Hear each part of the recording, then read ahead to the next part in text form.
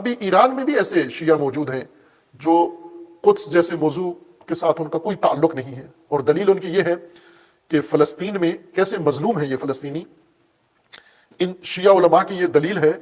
کہ چونکہ فلسطین میں شیعہ نہیں ہے، سارے سنی ہیں، اور سنی کی خاطر شیعہ اٹھے یہ ضروری نہیں ہے، بلکہ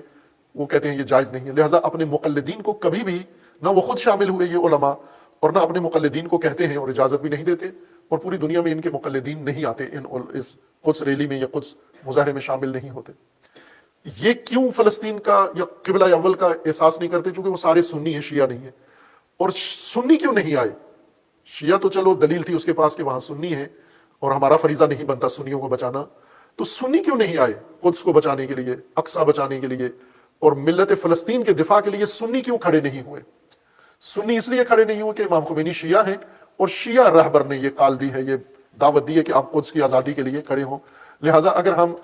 اب قدس کا نام لیں تو قدس کا فائدہ نہیں ہوگا، امام خمینی کا فائدہ ہوگا، شیعوں کا فائدہ ہوگا۔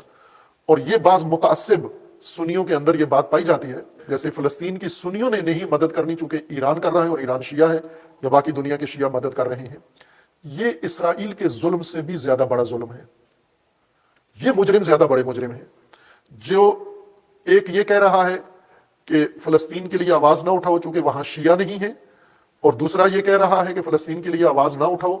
چونکہ شیعہ ان کی مدد کر رہے ہیں شیعہ بنانے کے لیے، اس لیے دونوں نے فلسطین کو اپنے حال پر چھوڑ دیا ہے۔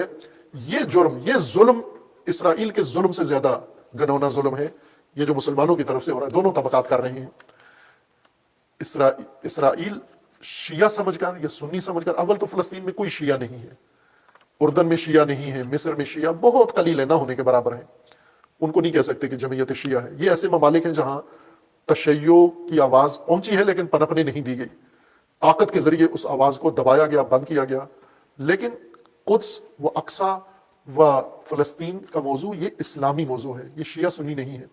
اور اسرائیل بھی اور امریکہ بھی ان کو شیعہ یا سنی ہونے کی وجہ سے نہیں بلکہ مسلم ہونے کی وجہ سے ان کو قتل کر رہے ہیں، بلکہ انسانیت یہاں پر معیار ہے، چونکہ وہ لوگ جو شیعہ سنی کے تقسیم سے ہی باہر ہیں وہ بھی آواز اٹھاتے ہیں۔ یہ کتنے فلمی اداکار ہیں اور اداکارائیں ہیں، اور بعضوں کا بڑا نقصان ہوا، انہوں نے فلسطین کی حمایت میں آواز اٹھائی، ان کی فلمیں بین کر دی گئیں اور ان کے کاروبار کو نقصان پہنچایا گیا، لیکن پھر بھی انہوں نے یہ کام کیا ہے۔ اس لیے یہ ایک خالص دینی اسلامی امر ہے کہ اگر ہم اہل البیت علیہ السلام کے مکتب کے تناظر میں دیکھیں، ہم امام خمینی نے جس بنیاد پر فلسطین کے لیے یہ دن اعلان کیا تھا، اس کی بنیاد قرآن کریم کے اندر ہے۔ قرآن یہ فرماتا ہے کہ تمہیں کیا ہو گیا ہے، کیوں قتال نہیں کرتے،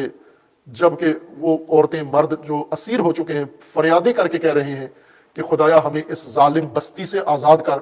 اور ہمارے لیے اپنی جناب سے کوئی ولی و ناصر مقرر کر۔ یہ قرآن کا فرمانا ہے، اور یہ رسول اللہ کا فرمانا ہے کہ جب تمہیں کوئی مظلوم مدد کے لیے پکارے تو یہ نہ دیکھو کہ مسلمان ہے یا غیر مسلم ہے، اگر غیر مسلم بھی ہے اور مسلمانوں کو مدد کے لیے پکار رہا ہے اور مسلمان اس کی مدد کو نہیں جاتے، یہ مسلمان نہیں ہے۔ رسول اللہ نے ان کا اسلام کا قدم کینسل کر دیا ہے۔ یہ جو آج مختلف دلیلوں سے مظلومین کی آواز پہ لبیک نہیں کہتے، مدد کے لیے آواز تک نہیں اٹھاتے، یہ قرآن اور رسول اللہ کے نزدیک یہ مجرم ہیں یہ لوگ، اور خصوصاً اہل البیت علیہ السلام۔ علی علیہ السلام نے ایک قلمرو دینی میں یہودی عورت کی پازیب نکلنے پر فرمایا کہ یہاں مسلمان کے مر جانے کا مقام ہے، کہ ہماری سرحدی چوکی کے قریب آ کر شامیوں نے ایک یہودی عورت کو لوٹ لیا ہے اور اس کی پازیب نکال لی ہے۔ وہ علی جو راضی نہیں ہے ایک یہودن کے پاؤں سے پازیب نکل جائے، مسلمان کو مر جانا چاہیے۔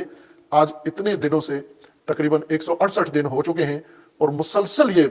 ظلم و جبر ہے، کیا یہاں مسلمان علی کا پیروکار اس کو مولا علی کی پیروی نہیں کرنی چاہیے؟ کیا کرنا چاہیے اس کو؟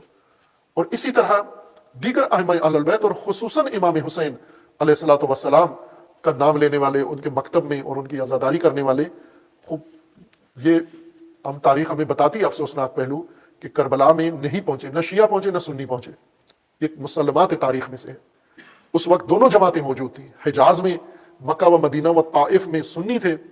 اور کوفہ و بصرہ میں شیعہ تھے، لیکن دونوں نہیں آئے، نہیں پہنچے۔ خوب یہ تاریخ بھر میں ان کا نہ پہنچنا ان کے لیے تانا بن گیا ہے، قیامت تک کے لیے تانا ہے، یہ کوفہ سے کبھی نہیں دھلے گا، اور ایسا ہی ہمیشہ ہے۔ آج بھی فلسطین کے لیے آواز نہ اٹھانے والے اور فلسطین کی مدد نہ کرنے والے